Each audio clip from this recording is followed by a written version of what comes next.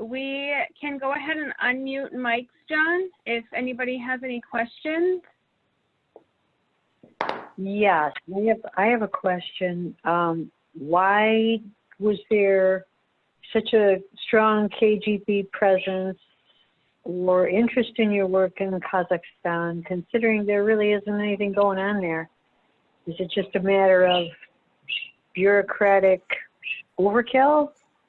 Or that's kind of a sad thing, actually. Yeah, so I guess it was to do with the organization that I was working with, which was part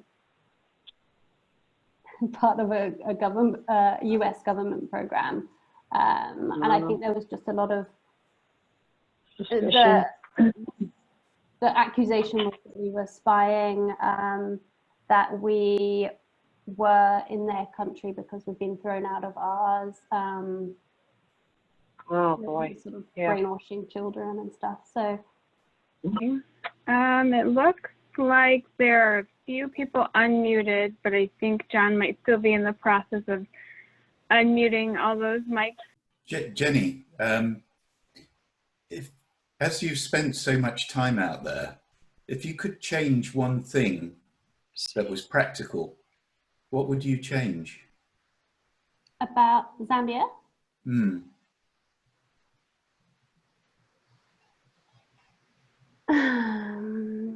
I think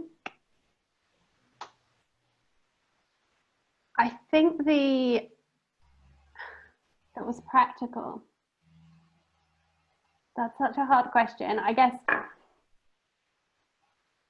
I don't know what the practical way of doing this would be, but I think that if communities were better able to see a direct benefit from the wildlife, which is a huge proportion of their GDP, that their incentive to protect and preserve that wildlife would be so much stronger. And I guess that's really what we're trying to do, is to make that connection and to reinforce that there are benefits, so many benefits to living wildlife. But for someone living in an extremely isolated community on the borders of a national park without access to markets or clinics or public transport, no opportunities for income, having their crop raided by elephants or their cattle taken by lions, that's such a hard thing for them to be able to recognize. So it's not something practical, but that's sort of the goal that we're trying to get to, I think, through education and awareness and livelihoods and developing the perception of rangers, which is something that sport does brilliantly. Every single ranger is so well taken care of. They all wear a uniform. Their wives are taken care of, their kids are taken care of, they have medical cover, they have insurance, they have opportunities for training.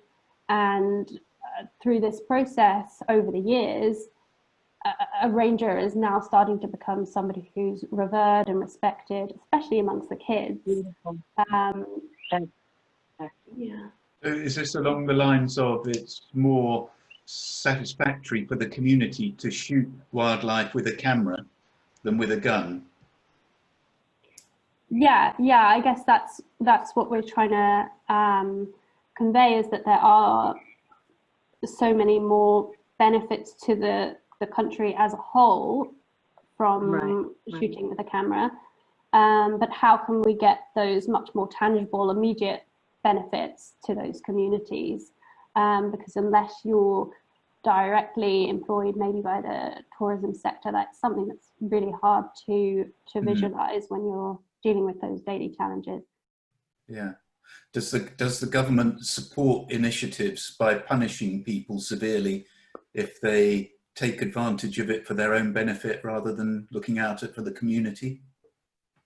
You mean in terms of sort of law enforcement? Yeah, for instance, somebody might say, well, if I kill the elephant, it doesn't trample my crops and I can sell the ivory. Individual who benefits, that if there's enough discouragement.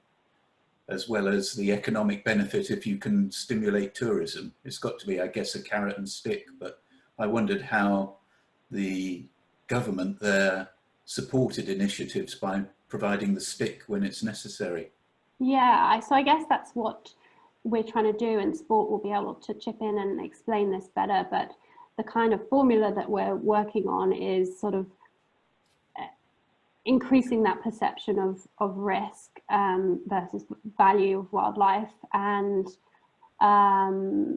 making sure that poachers and traffickers, number one, are apprehended, and number two, that whole process through the courts is followed, and that the, I guess, punishment on consequences of wildlife crime is sort of carried through and well known and publicized. Do you want to add on that, Sport?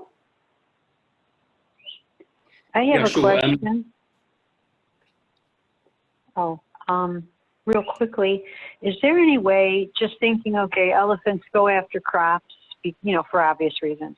Is there any way that there could be random plantings where, you know, that somehow encourages, like, where the stuff would grow wild, where elephants would kind of be directed, you know, just to go to those particular places? I'm not sure what they eat or how long that would actually take in order to provide a crop, but you know, couldn't there be things planted about that are away from the village that would be, you know, like good for the elephants, and would keep them where they want to be, where you'd want them to be? Like a diversion kind of technique? You know, no, not where it would be. They would still, it would just be where if you planted things that were actually like wild, like that would grow in the wild, so indigenous things, or restocked it so that when, you know, the animals would have somewhere to go where the stuff would be at, you know, and away from the crops of the villagers.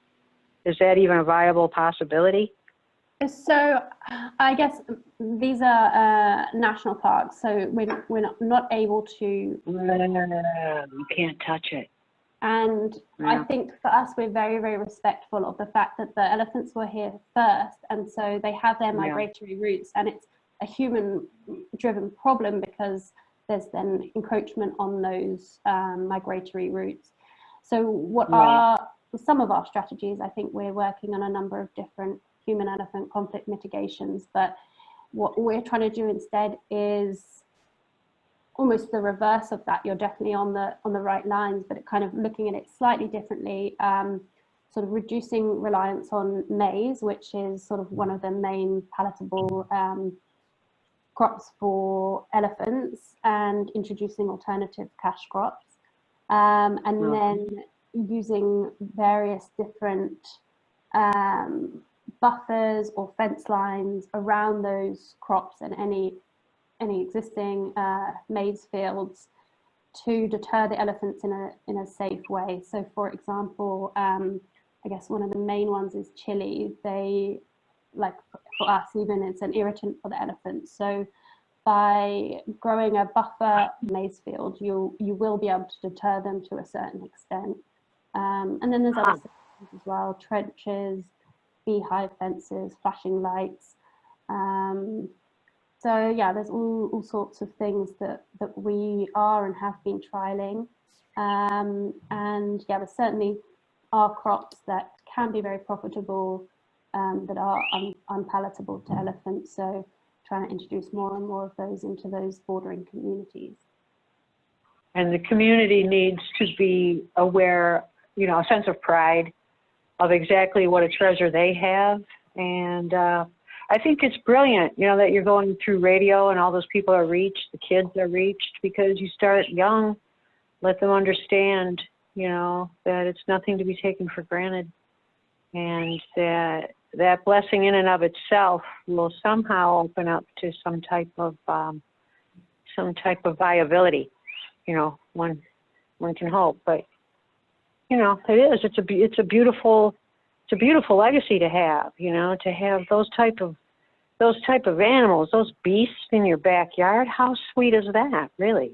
I know, what a treasure. And I think like, honestly, a lot of the times when I've been going into schools, I would have the volunteers explain to the kids or say where they're from and guess what animals we have in our country. And 100% of the time, no word of a lie, these kids have no idea that we don't have elephants in Europe and the States just sort of roaming around. That's completely foreign concept to them. Why would they know that? It's, you know, not in the school books. So it's only through those education and awareness programs that we're able to say, like, you have something extraordinary that people pay thousands and thousands of dollars to come and see. This is why we do protect them. And we show them videos, pictures, so they can see this very sort of sentient nature of the elephants or primates or pangolins, whatever they are. And if you're looking at it from a different angle, you're not on a pathway with an elephant in front of you and you're trying to get to school. You're instead in a really safe, fun, happy, comfortable place. And shown or exposed to a different side of wildlife. I think that helps to change that perspective. That's wonderful. Thank you very much for what you do. That's wow, pretty incredible. Fun. Well, I had one more question. Go for it. Sorry. What about, do people, this occurred to me, I imagine it's already done, the so-called glamping, you know, glamour camping in remote spots. They do that up in Montana and places, you know, so that people that can afford it go up there. And, you know, fortunately, that's as vulgar as it is, you know, sometimes those people have the money to contribute to these good causes. So I just wondered if that was already something that has been taking place there or whatever. Yeah, so GRI is an NGO, so we are reliant on donor funding, and one of our sort of key strategic direction is to become much more sustainable and much less reliant on donor funding. So we run various events, we have a volunteer program, we have entry fees to the elephant nursery, a little bit of merchandise. And yeah, it's definitely not glamping, but we do provide volunteers and guests the opportunity to come in and stay in our remote camps and see how things work, spend time with the rangers, and yeah, enjoy this tiny sort of slice of life that we've been blessed with.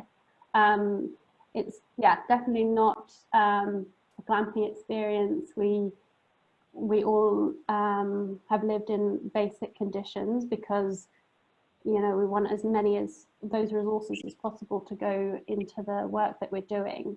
But it's a really great idea, and it's definitely something that we've been discussing in how we can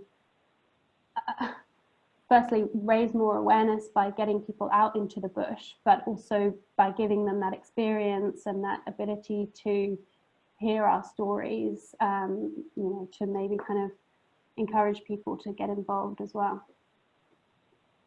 Yeah, do you get a lot of volunteers right now? As it, you know, you have people that are interested all the time and going out there and working and stuff? Yeah, so our volunteer program, we can take, I think it's 2 to 7 placements, 7 3-week placements every month from April to November. This year was the first year that we were fully booked. As you probably can tell, this is the first year that we haven't had any volunteers come. So, you know, I think the interest is there because I feel like we are getting better at telling our stories. We've been very fortunate to appear in the Netflix movie. So there's increasing exposure to the project. So the interest is there. I'm happy to share any details with anyone who would like to come and volunteer with us. Yeah, the pandemic has kind of put a dampener on things for us this year, but we will get things back up and running as soon as we can. And I think all but 2 of those volunteers who are scheduled to come out this year have been able to put in dates for the following year. Oh, good. Yeah, anything you'd like me to expand on? John, yeah, maybe just whilst we wait for other questions to come through, I just wanted to take this opportunity to say thank you very much to John Chisholm and his amazing team at Endangered Species Fund for hosting this story safari, but also for all the help you've given us over the last couple of years and continue to provide for GRI. We really appreciate it. And thank you to everyone for joining today. I think all of us who are watching can probably tell that Jeni is an amazing woman. Like she mentioned, she did her interview and the very next day she was given the job, because I think immediately those of us who were interviewing Jeni, just saw the magic. Jeni has this magical touch. So I just wanted to share with all of you from sort of on behalf of GRI what sort of person you've just listened to today is. Jeni is just one of those really, really amazing, lovely people, very special, and has done a tremendous amount of work in GRI, taking our education program in its very formative stages, amalgamating it to the community outreach work, setting up the women's groups, empowering our education officers. Just what Jeni's done in 5 years is phenomenal. And so when she met Rob, and then obviously finally they got engaged and got married, and I was very privileged to speak at Jeni's wedding. But when we heard that Jeni and Rob were leaving Zambia, we were a little bit sad about that, because we thought that Jeni might be leaving GRI. But for us, it's a real privilege to still have Jeni on as part of our team. So Jeni does all of our comms, and again, just has this Midas touch. Our communications were quite weak, if I'm to be very honest, in the past.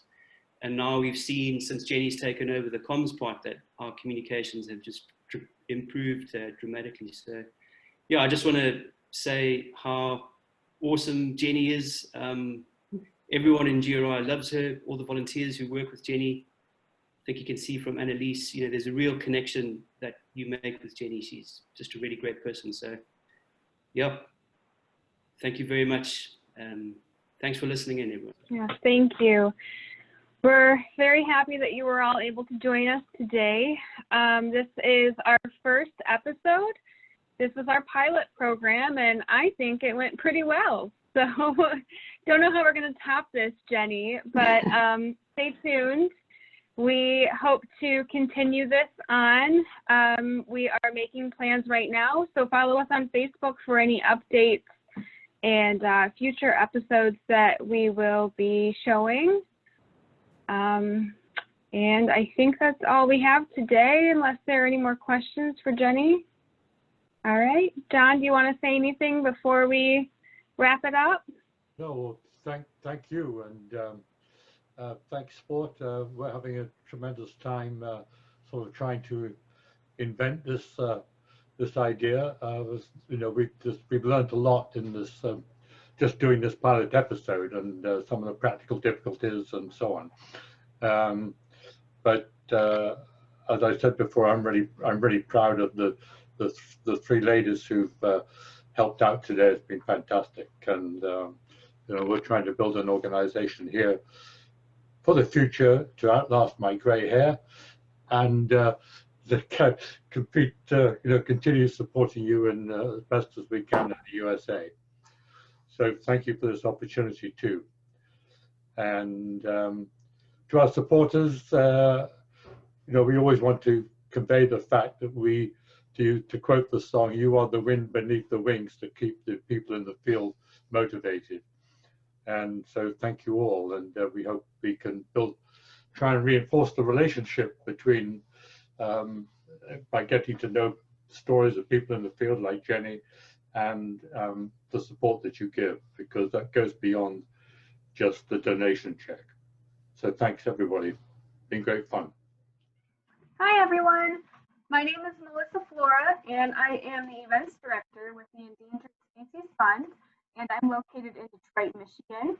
I wanted to thank you for joining us today for our story safari.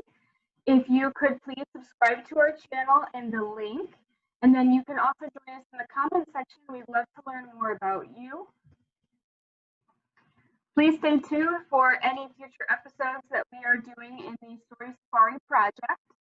And then a little note to cap us off is, as the African saying goes, if you think you're too small to make a difference, you've never spent the night with a mosquito. Thank you, everyone. Hope to see you soon. Bye.